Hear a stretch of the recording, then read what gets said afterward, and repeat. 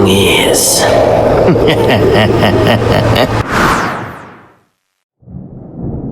Oh, sino ka? Bakit ka kumakatok sa gantong oras ng gabi? Parang hinahabol ka ng kamatayan. Magsalita ka bago pa kita palisin dito. Huwag niyo ho akong itaboy, pare. May dala akong mahalagang sulat mula kay Don Alejandro. At kayo laang daw po ang hinahanap niya. Hindi na ako aabot kung hindi ko to mabigay eh. Ah? Don Alejandro?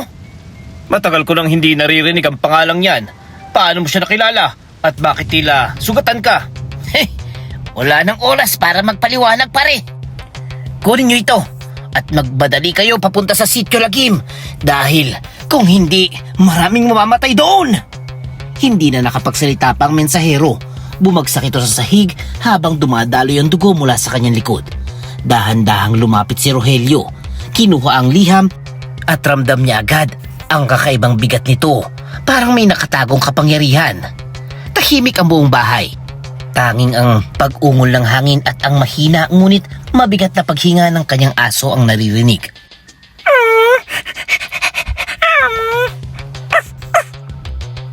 Tahimik ka lang, Kagat. May kakaiba sa gabing to at hindi ko gusto yung pakiramdam na to. Parang may nagmamasid sa atin. Binuksan niya ang liham at ang sulat ay pamilyar. Ang sulat kamay ng kanyang guro, si Don Alejandro. Ngunit may kakaibang panginginig sa bawat linya. Tila sinulat sa ilalim ng matinding takot. Habang binabasa niyang liham, dahan-dahang kumapit ang kanyang kamay sa anting-anting na nakasabit sa kanyang dibdib. Isang malabong bato. Sinasabing mula sa isang pangil ng kidlat. Isang agimat na kanya nakuha matapos niyang inumin ang katas mula sa puso ng saging sa gitna ng dilim ng hating gabi. Ang agimat na yon ang dahilan kung bakit siya kinakatakutan at kung bakit siya hinahanap. Sitio Lagim. Kinalimutan na. Mga aswang, mga sumpa. Napapikit siyang sandali. Ramdam niyang init ng anting-anting. Unti-unti itong nagiging mabigat, parang may babala. Hindi basta-basta to. Hindi naman magpapadala si Don Alejandro kung hindi talaga seryoso.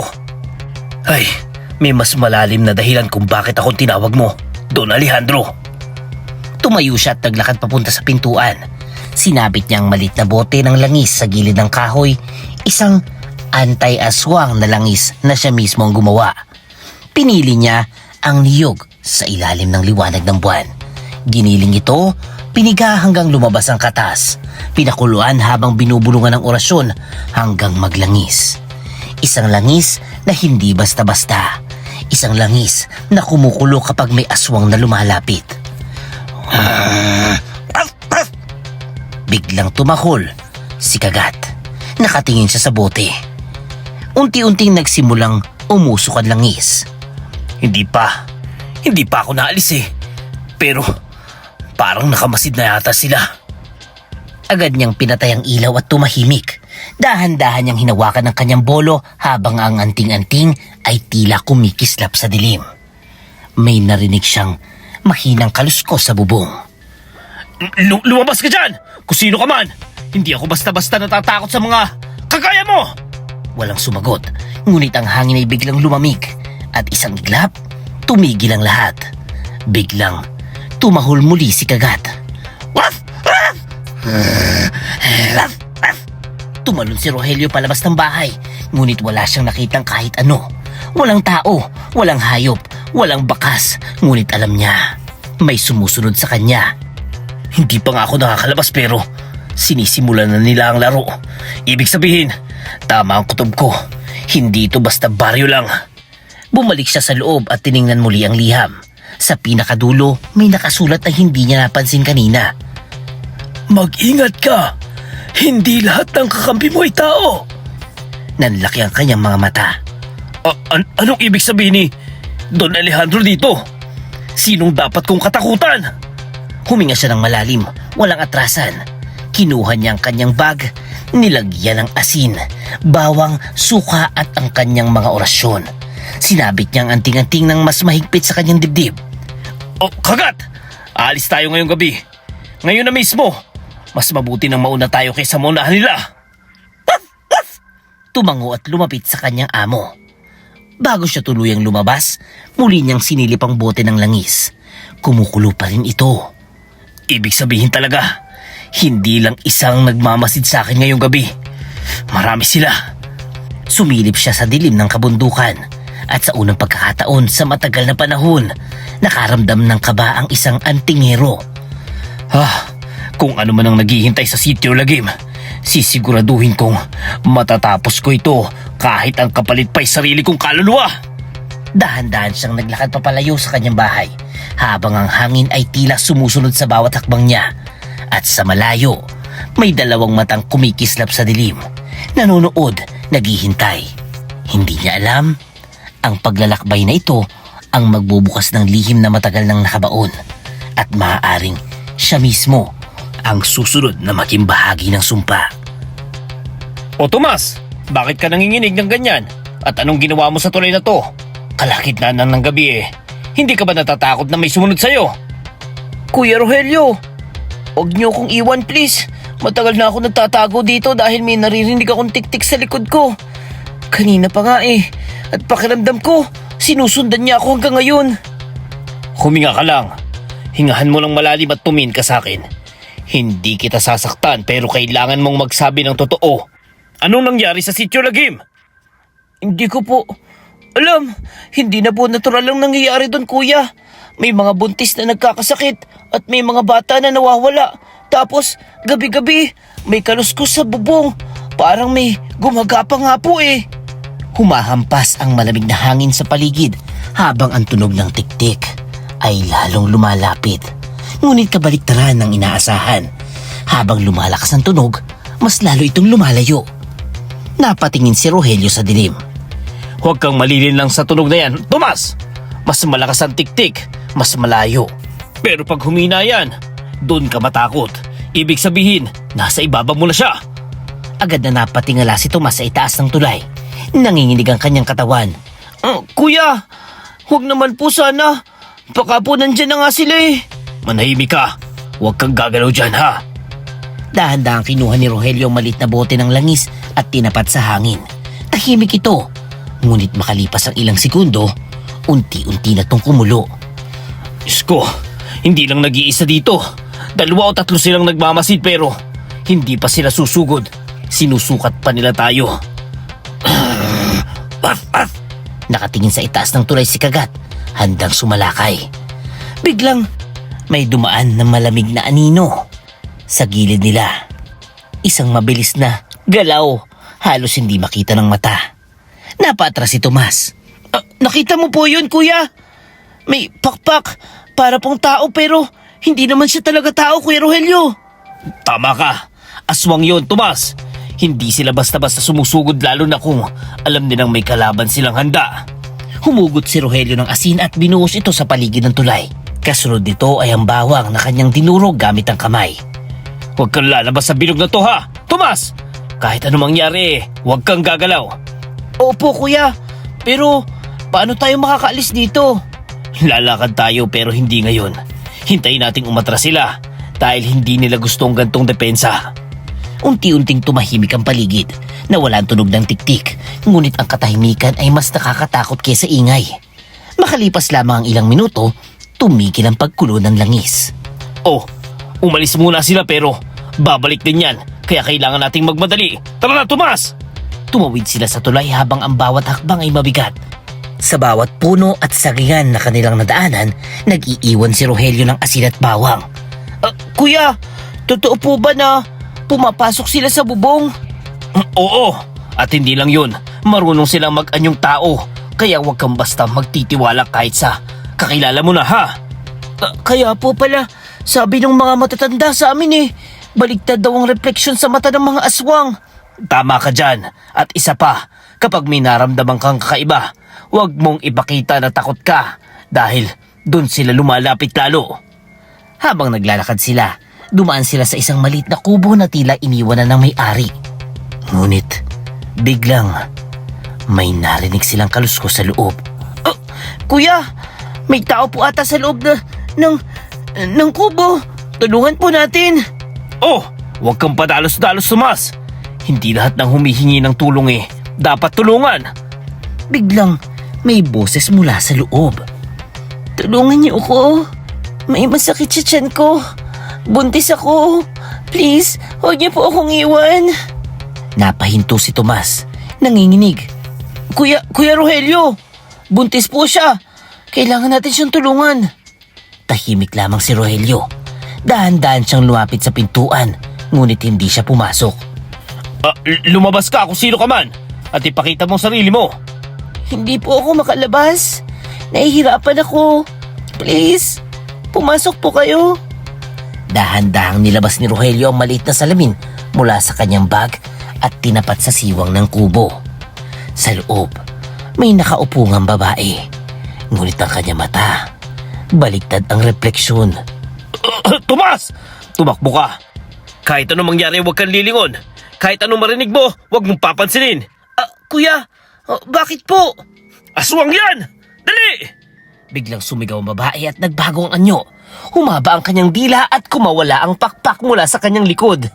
Lumipad ito palabas ng kubo at dumiretso kay Rogelio. Ngunit bago pa ito makalapit, tinaas ni Rogelio ang kanyang anting-anting. Sumiklab ang liwanag. Hindi ako biktima mo ngayon!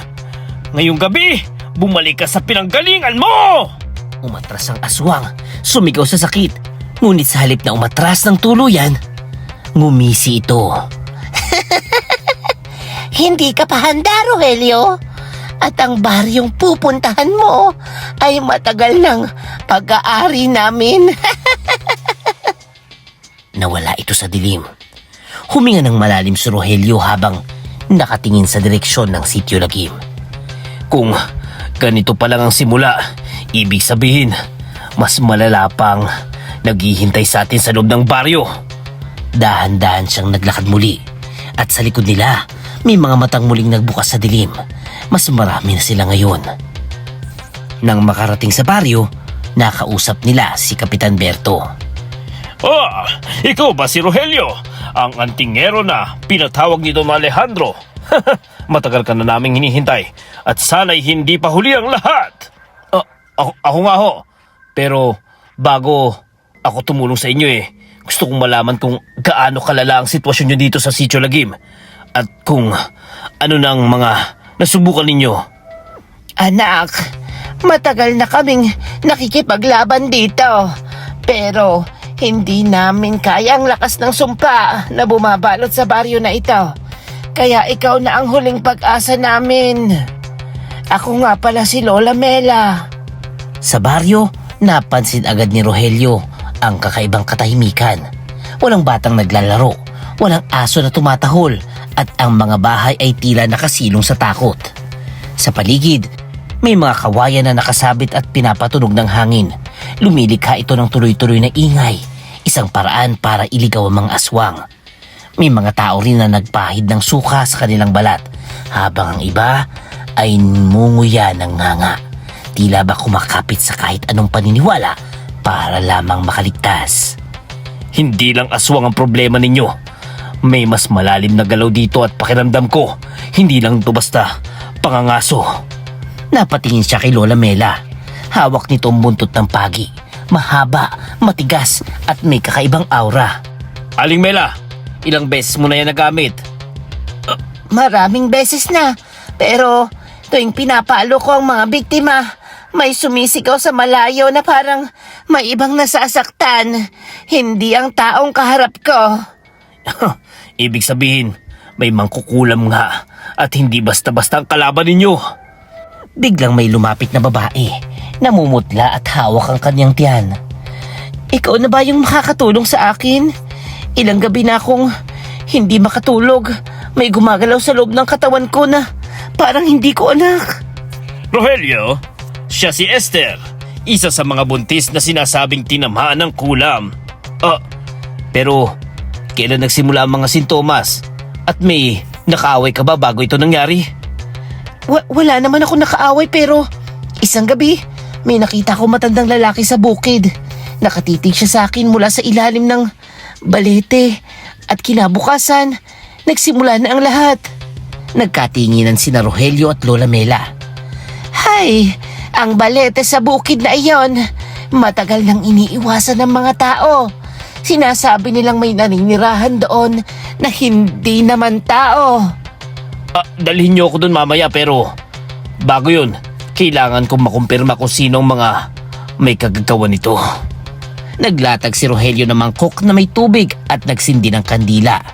Tahimik na nakapaligid ang mga tao habang nagsisimula ang ritual. Walang magsasalita ha. Habang ginagawa ko ito kahit anong marinig din nyo, maaaring hindi galing sa mundong ito. Pinatak niyang tunaw na kandila sa tubig. Dahan-dahang nabuo ang hugis. Una, parang usok. Pagkatapos, naging malinaw. Isang mata. Napasinghap ang mga tao. Kuya, ano po ibig sabihin yan? Bakit parang nakatingin sa atin? Hindi lang nakatingin yan, Tomas. Minamatyagan tayo ng may kagagawa nito. Unti-unting nagbago ang hugis ng kandila. At sa gitna ng mata, lumitaw ang anyo ng isang matandang lalaki. Sino sa inyo nakakilala sa lalaking ito? Magsalita kayo! Ako! Siya si Mang Silvestre, ang ermitanyo sa bundok. Matagal nang hindi yan bumababa pero sabi ng iba, siya raw ang huling nakakita kay Don Alejandro. Nanlaki ang mata ni Rogelio. Don Alejandro? Ibig sabihin may koneksyon siya sa mga nangyayaring ito? May mga bulong na nagsasabing may ginawa silang ritual noon sa bundok. Pero walang nakakaalam kung ano iyon.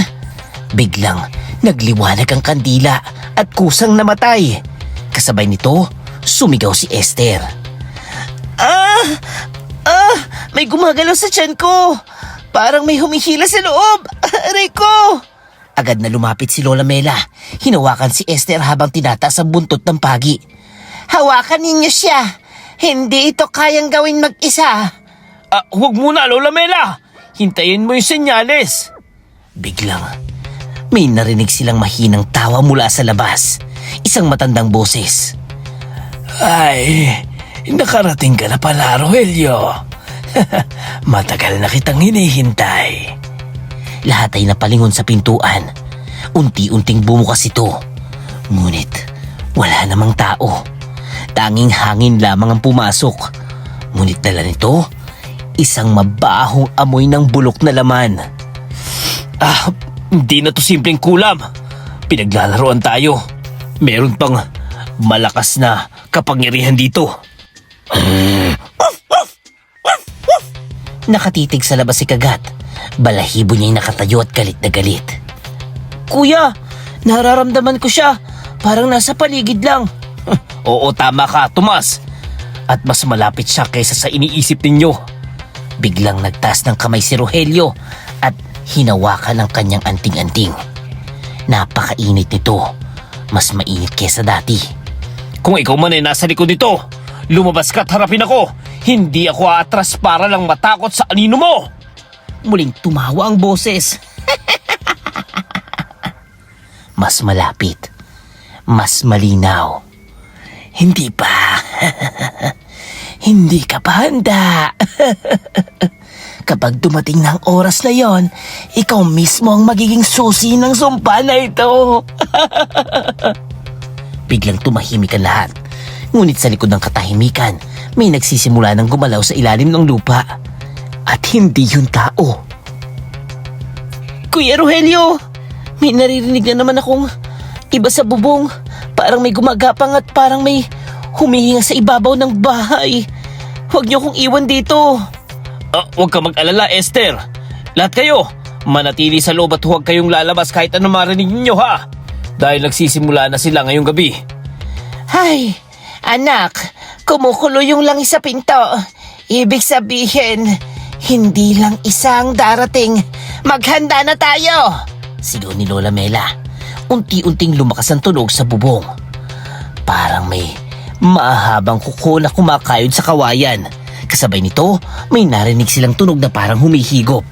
Isang mahaba at basang tunog. Kuya, ano pong tunog yun? Parang may humihigop sa bubong. Dila yun ng aswang. At kapag narinig mo yan, ibig sabihin sinusubukan na niyang papasukin ang loob ng bahay. Biglang, bumigay ang bahagi ng kisame. bumagsak mula rito ang isang napakalaking itim na nilalang. Malapad ang pakpak, matulis ang kuko at walang buntot. Isang wakwak. Ano to? Hoy, Esther! Dumapa kayo sa sahig! Huwag kayong gagalaw! Isang iglap, kumilos si Rogelio. Binuhos niya ang asin sa sahig, dinurugan luya at sinabuyan ng suka ang paligid. Huwag kayong lalampas sa bilog na to, kahit anong mangyari. Dahil ito lang ang humahadlang sa kanila ngayon. Tumahol na naman si Kagat at humarang sa pagitan ni Rogelio at ng halimaw. Binabahan ng wakwak ang ulo nito at tumingin kay Rogelio. Ang mga mata nito'y tila kumikislap sa gutom. Sa isang iglap, sumugod ito. Ngunit, tinaas ni Rogelio ang kanyang anting-anting. Sumiklab ang liwanag. Sa bisa ng agimat na to at ng kapangyarihang binigay sa akin, hindi ka makakalapit sa mga tao ito! Parang tumama sa pader ang wakwak at umatras. Sumisigaw ito sa sakit. Ngunit hindi ito sumuko. Umikot ito sa loob ng bahay. Hinahanap ang mahihinang bahagi ng depensa. Hindi ka makakapasok sa bilog na to, kaya lumabas ka na bago pa kita tuluyang wakasan! Ngunit sa halip na umatras, umisi ang nilalang. At sa susunod na sandali, bigla itong nag-anyong usok at sinubukang dumaan sa pagitan ng mga siwang na sahig. Kuya! Pumapasok po siya dito! Tomas! Hindi habang buhay gumagalaw ka sa mundo ito! Biglang, nilabas niya ang maliit na papel na may nakasulat na orasyon. Oh! Pamako! Isang malakas na puwersang tumama sa aswang. Tila ba may hindi nakikitang pako at tumusok dito at nagdikit sa katawan nito sa lupa. Napahiyaw ang wakwak habang pumipiglas. Hindi ka makakatakas sa oras na to! Rogelio! Gamitin mo ito! Binato ni Lola Mela ang buntot ng pagi. Sinalo ito ni Rogelio at walang pag-aalinlangan na hinampas ang aswang. Sumigaw ang nilalang. Ngunit ang sigaw na to ay tila may kasamang ibang boses. Mas malayo, mas matanda. Nararamdaman ba yun? Mangkukulam! Kung sino ka man, damdamin mong sakit na yan! Muli niyang hinampas. Sumbalik! Binabalik ko sumpa na pinanggalingan nito! Biglang nagwala ang aswang. Nangingisay habang ang katawan nito ay tila hinahatak pababa ng lupa. Ngunit alam ni Rogelio, hindi pa tapos. Agad niyang hinugot ang kanyang bolo. Ito na ang katapusan mo! Isang mabilis na galaw. Tinamahaan niya ang gitna ng likod ng aswang. Tumama ang talim sa galugod. Napahintuan nila lang. Sumigaw ito at napakalakas. Isang sigaw na parang nanggagaling sa dalawang mundo. At sa isang iglap, nahati sa dalawa. Kuya! Bakit gumagalaw pa rin kahit nahati siya sa dalawa? Tomas, dahil hindi sapat ang pagpatay, kundi dapat alam mo kung paano tapusin ang gaya nila. Ang dalawang bahagi ng katawan ay nagsimulang gumapang papalayo sa isa't isa. Tomas, tulungan mo ko. Kailangan natin paghiwalay ng dalawang yan. Agad silang kumilos. Kinuha ni Rogelio ang isang bahagi habang si Tomas ay tinulungan si Kagat sa isa pa. Dinala nila ito palabas ng bahay patungo sa ilog. Habang naglalakad, ang mga bahagi ay pilit na gumagapang pabalik sa isa't isa. Tomas, bilisan mo. Kapag nagdikit ulit yan babalik siya sa dati niyang anyo. Sa wakas, nakarating sila sa ilog. Binato ni Rogelio ang isang bahagi sa kabilang pampang. Ang isa naman ay tinapon niya sa kabilang direksyon. Tahimik. Biglang tumigil ang lahat.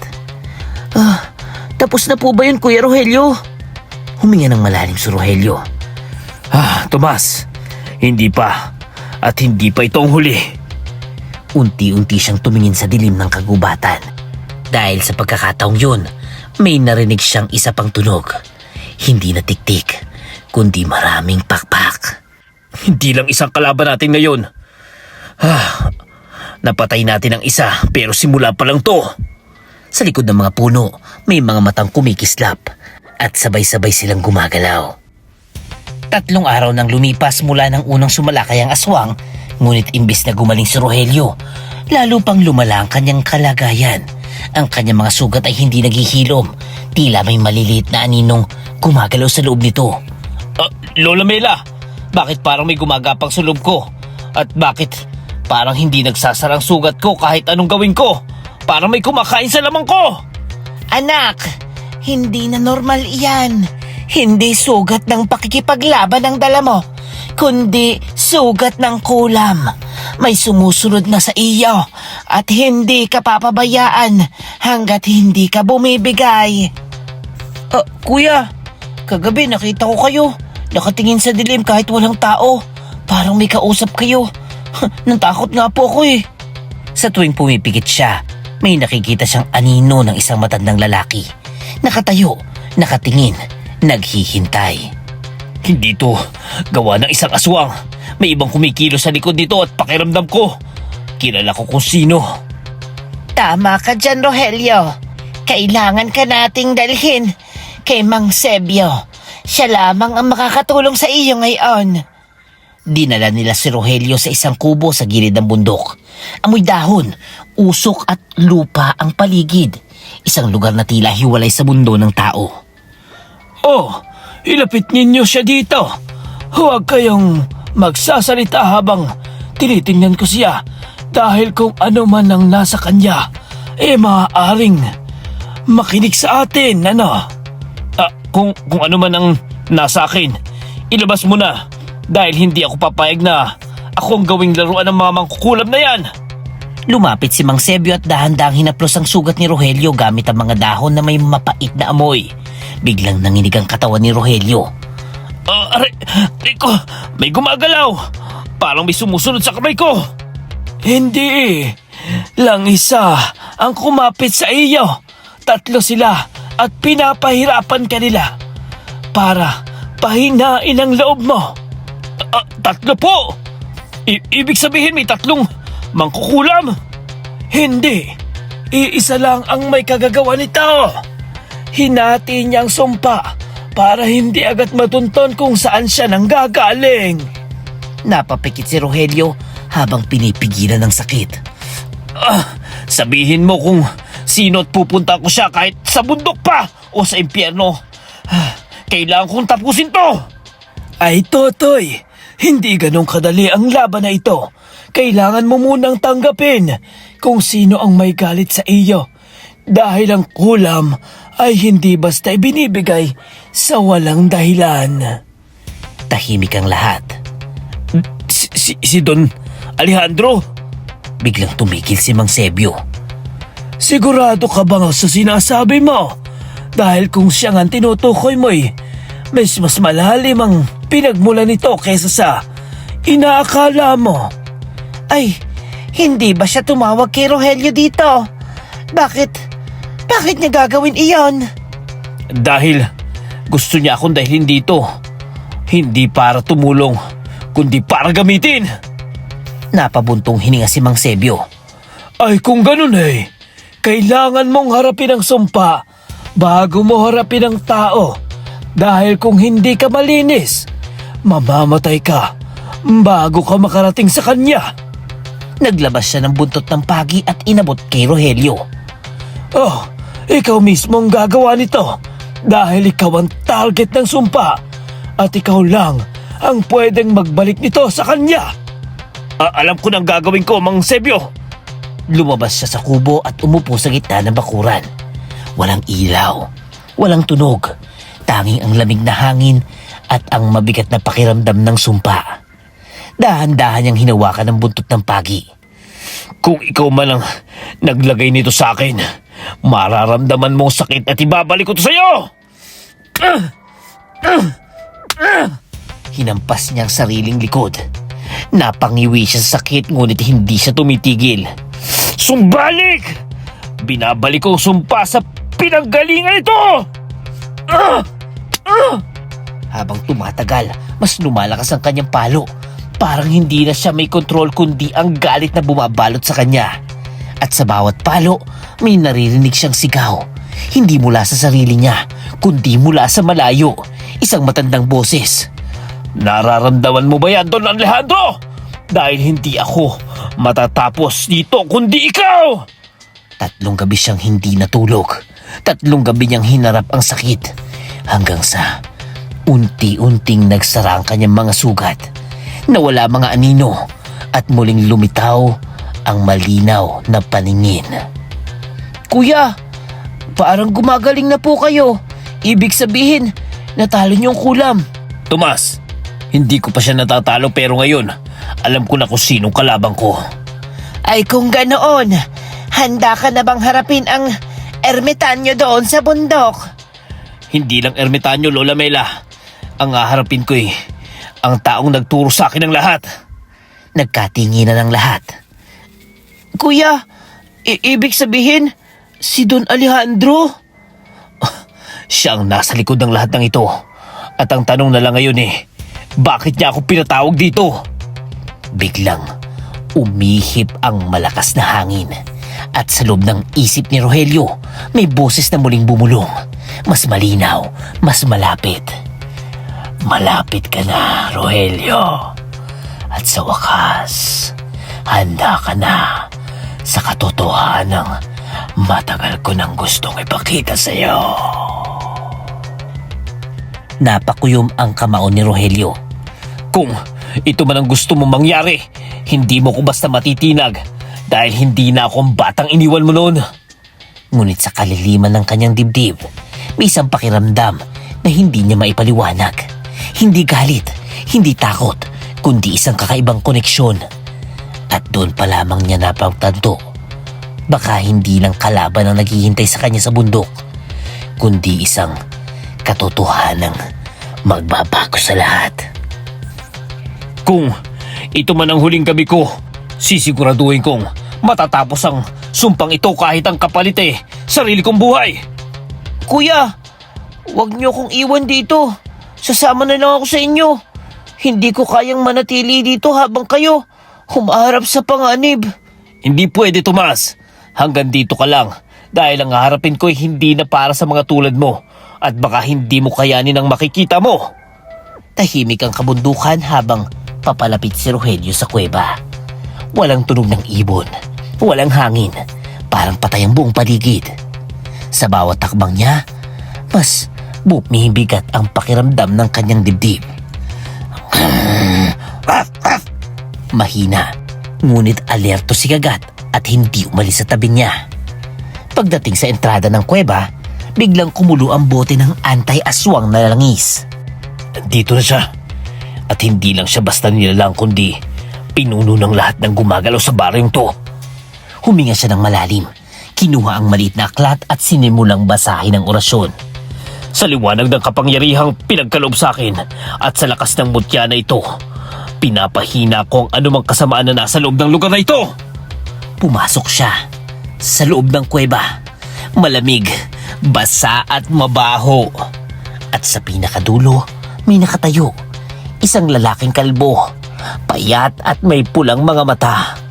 Sa tabi nito, isang baboy na walang buntot, nakatitig kay Rogelio na parang tao. Sa wakas, dumating ka rin, Rogelio. Matagal kitang hinintay.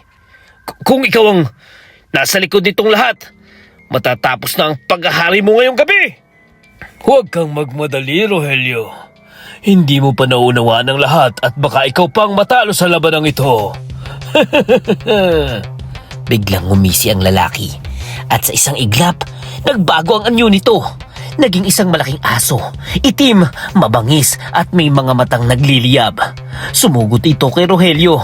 Ngunit, Takaliwas! mabilis siyang nakaiwas habang dumaan ang halimaw sa kanyang gilid. Nag-iwan ito ng hangin na parang kutsilyo. Hindi ako basta-basta matatamaan ng mga galaw mo! Muling sumugod ang nilalang. Ngayon, mas mabilis at mas mabangis. Ngunit tinaas ni Rogelio ang kanyang anting-anting. Kabal! Tumigas ang kanyang balat, parang bakal. Tumama ang mga kuko ng halimaw sa kanyang braso, ngunit walang sugat. Ha!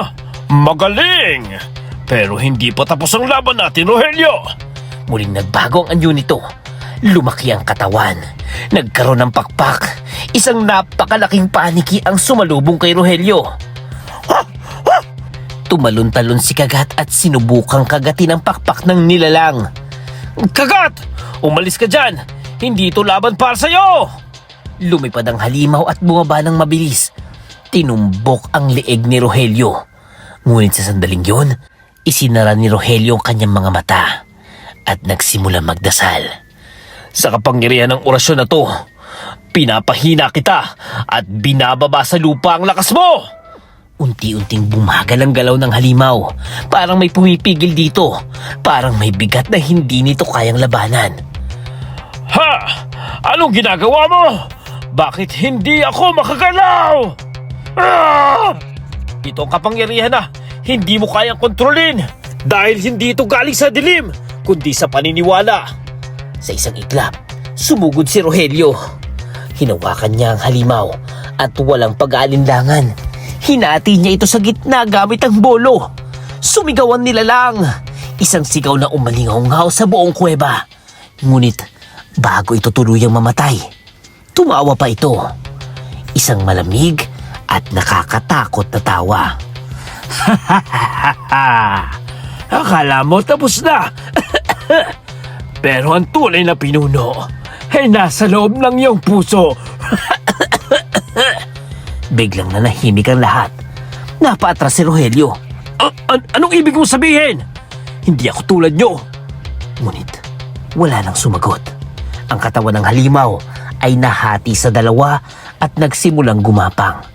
Agad na kumilos si Rogelio. Dinala niya ang bawat bahagi palabas ng kuweba.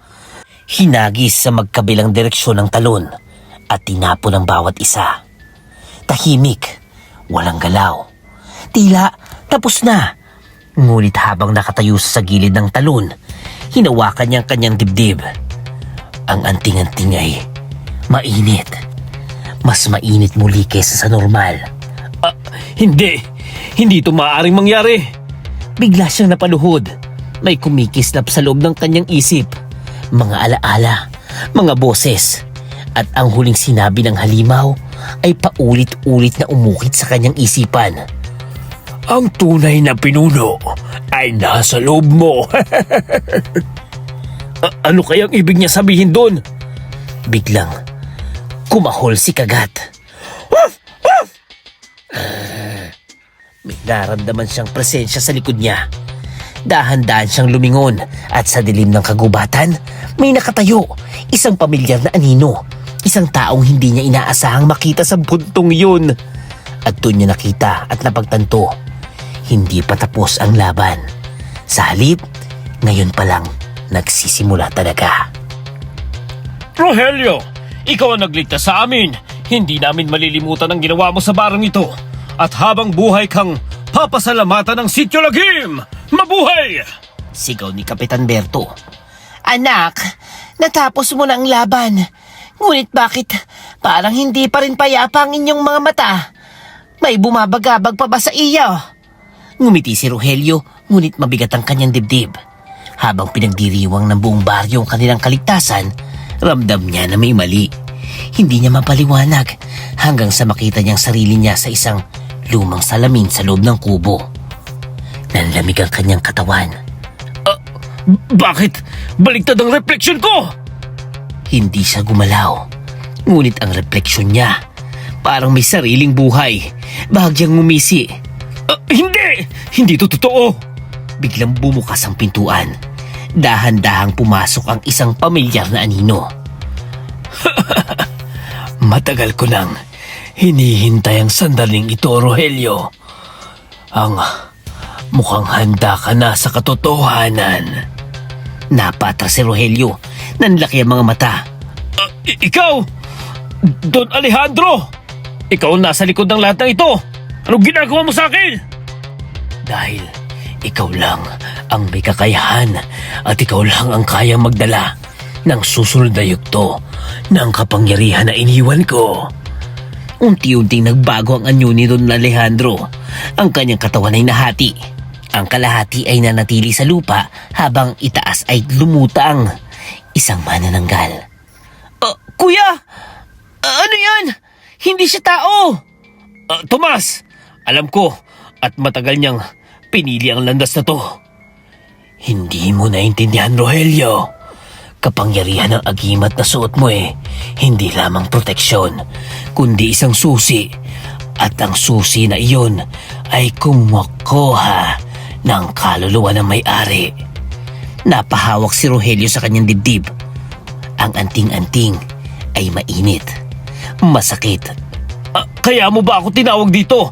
Hindi para iligtas ang baryo, kundi para patayin ang mga kalaban mo at ipasa sa akin ang sumpa. Hindi sumpa, kundi kapangyarihan. Rogelio, ngayon, ikaw na ang susunod na tagapagdala nito. Biglang sumigaw si Tomas. Kuya Rogelio! Huwag niyong hayaan na mangyari yun. Kaya niyo yan. Ipaglaban niyo! Tahimik si Rogelio. Unti-unti niyang pinikit ang kanyang mga mata. Tama ka, Tomas. Pero may kapalit ang bawat kapangyarihan at ngayon ko lang lubos na uunawaan ito. Dahan-dahan niyang tinanggal ang anting-anting mula sa kanyang liig. Agad niyang naramdaman ang bigat. Parang may kumakapit. Parang may ayaw bumitaw. Huwag mong itapon, Rogelio. Dahil kapag ginawa mo, mawawala ang lahat ng pinaghirapan mo at mawawala rin ang lakas na taglay mo. Mas pipiliin ko pang mawalan ng kapangyarihan kaysa mawalan sa sarili. Biglang umihip ang malakas na hangin. Dumilim ang langit, kumulog. Sa kapangyarihan ng orasyon na ito, pinuputol ko ang ugnayan ko sa sumpang ito at binabalik ko ito sa pinanggalingan! Tumakbo siya palabas ng baryo patungo sa bangin. Sumunod si Don Alejandro, lumilipad sa ere, sumisigaw sa galit. Hindi ka makakatakas sa kapalaran mo, Rogelio, dahil bahagi ka nito! Ngunit hindi na siya lumingon. Pagdating sa gilid ng bangin, tinaas niya ang anting-anting at walang pag-alinlangan. Tinapo niya ito. Kasabay nito, isang malakas na kidlat ang bumagsak sa kalangitan. At ang ulan ay biglang bumuhos. Tapos na! Biglang napahinto si Don Alejandro. Sumigaw ito at unti-unting naglaho sa dilim. Tahimik, walang galaw. Unti-unting lumuhod si Rogelio. Kuya Rogelio, okay na po ba ang lahat? Tomas, hindi ko alam pero ang alam ko, wala ang kapangyarihan na yun sa akin. Lumipas na ang mga araw. Iniwan ni Rogelio ang sitio Lagim. Iniwan niya ang kanyang pangalan, ang kanyang nakaraan at ang kanyang pagkatao bilang isang antingero. Ngunit hindi doon nagtatapos ang lahat. Dahil paglipas ng panahon, may mga kwento na maling kumalat. Mga kwento ng isang lalaking naglalakad sa dilim. Tahimik, walang pangalan. Ngunit sa tuwing may bahay na nakasabit na bote ng langis, ito'y biglang kumukulo. May isang nilalang na dumaraan.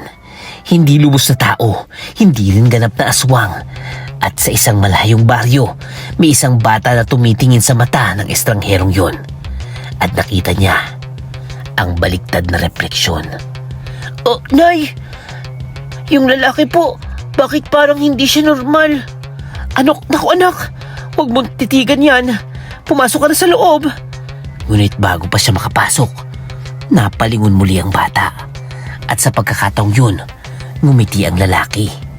Isang ngiting parang may tinatagong lihim. At doon, nagtapos ang kwento. Ngunit hindi ang sumpa. Dahil ang tunay na laban ay hindi sa mga aswang, kundi sa sarili. Wakas. May mga kapangyarihan na hindi talaga para angkinin. Dahil habang iniisip mong ginagamit mong dilim, unti-unti ka rin itong ginagamit.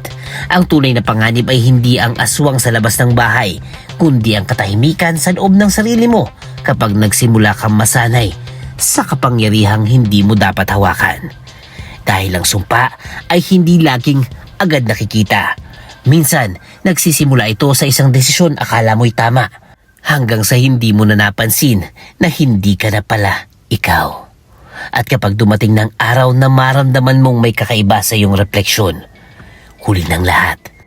Dahil ang pinakamapanganib na aswang ay ang taong unti-unting nagiging halimaw nang hindi niya namamalayan.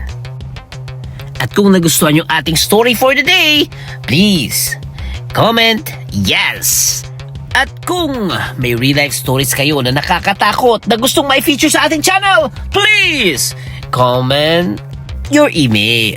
At syempre, huwag kalimutang mag-like, mag-share, mag-comment at mag-subscribe na kay Kuya Bangis.